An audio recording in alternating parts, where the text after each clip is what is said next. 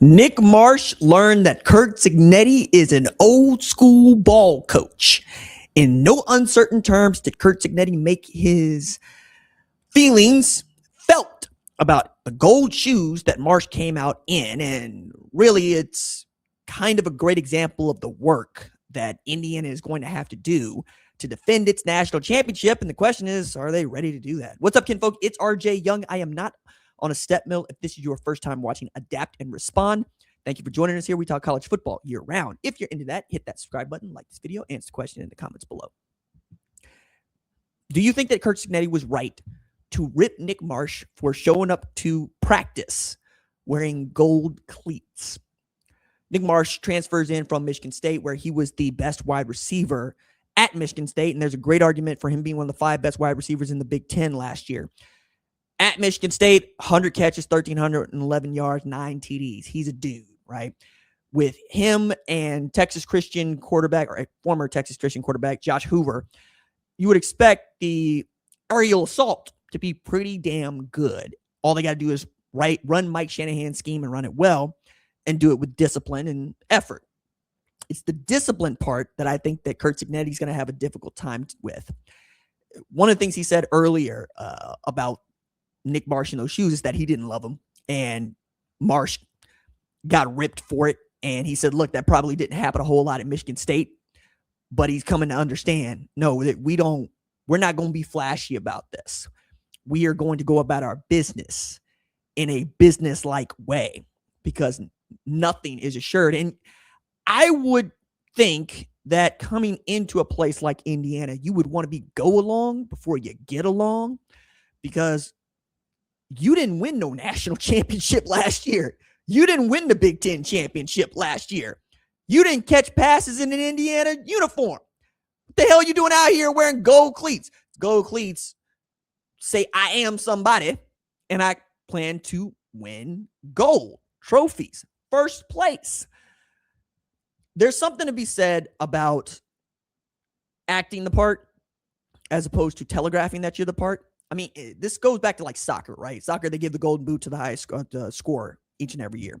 But guys that wear gold cleats, even if they're very good, still get the one, old school, they ain't going to like it. New school don't really like it because you're drawing attention to yourself.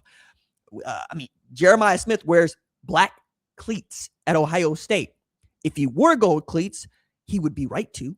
But that ain't what you're trying to do. You're trying to be a part of the team. And people are going to look at you and say, no, that's our best wide receiver. Or he gets to do some things the rest of us do not get to do, because he can do some things on a football field none of us can do. That ain't where Nick Marsh is right now. Nick Marsh is in the spot that a lot of transfers are in at Indiana. And Curt Cignetti said this. He has more work to do with this team than he had to do with the first 2 teams, because there are more unfamiliar faces on this roster than he's ever had at Indiana. A lot of those guys came from James Madison and were holdovers. The other part is, I'm not sure that the recipe that they use to win in 2024 and 2025 is the one that is going to help them win in 2026. Defending that national championship is going to have so much to do with Josh Hoover. I got it. Sonny Dykes went out of his way to say, look, dude had more turnovers than he had games played here. All right. That's what it is. And when you are taking your P's and Q's from Fernando Mendoza, who is a team guy first, who does not want to draw any of the wrong attention to himself, who wants you to know he's got a LinkedIn profile and nothing else, it's easy for the rest of the team to fall into place. When you have a wide receiver like Marsh, who's very talented and calling attention to himself, generally speaking, he's going to play well. He's going to be a superstar. But is that team going to be great? I think about Odell Beckham Jr. in this way.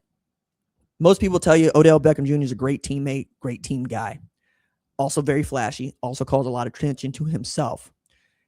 If you're asking to build a football team and you want to go win a Super Bowl, is he going to be the first guy you go get when he's at the peak of his powers? Open to debate, right?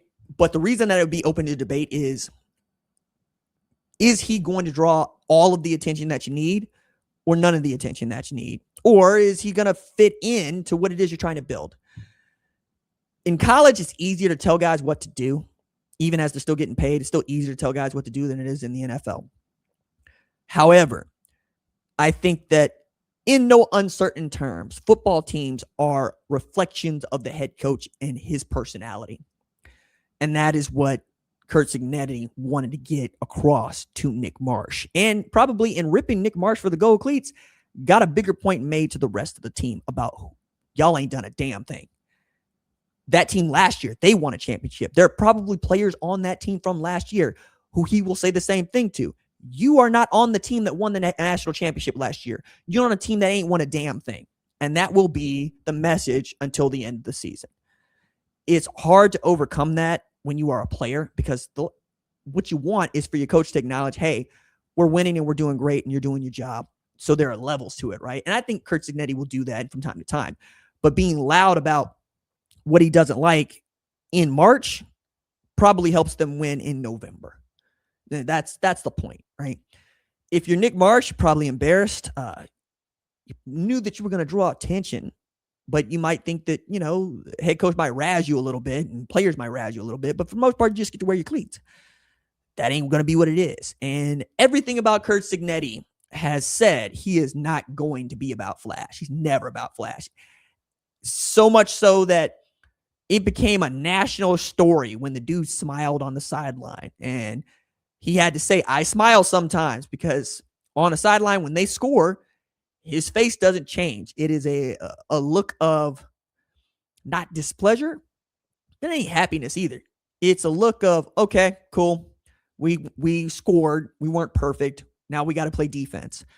That's what he does, because that's what he wants the team to come to expect. If he thinks that if he is celebratory each time they score, the team will treat it like a celebration, like it's a thing that doesn't happen all the time, like they won the national championship. No.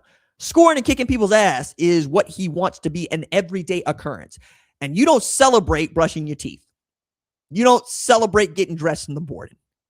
You celebrate when you have accomplished a task that takes you so long and so much effort that you just want to feel relief and then happiness.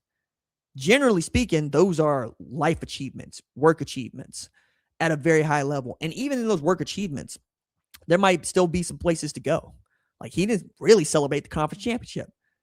And matter of fact, when they got the number 1 seed, he said, cool, I got 3 weeks that I got to beat the crap out of this team to keep them in shape mentally, to let them know you still have work to do.